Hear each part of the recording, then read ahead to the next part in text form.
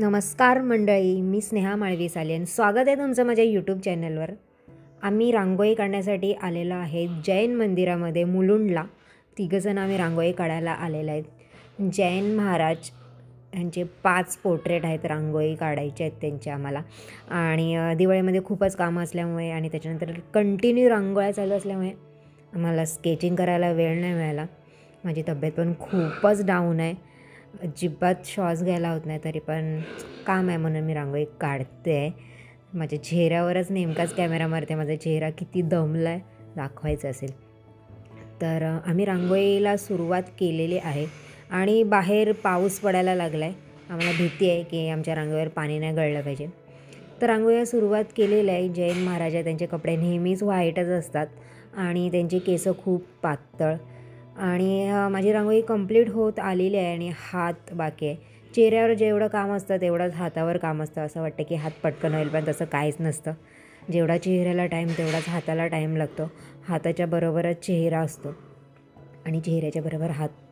तर या महाराजांना चष्मा होता, त्याच्यामुळे डोळ्यामध्ये काम नव्हतं. आणि माझा आता खालचा बॅकग्राऊंड चालू आहे मर्चिंग. हा दुसरा महाराजांचा पोर्ट्रेट पण माझा कंप्लीट होत आलेला आहे. सकाळी आम्ही आलो होतो, पण आम्हाला काय रांगोळी लवकर काढायला भेटली नाही.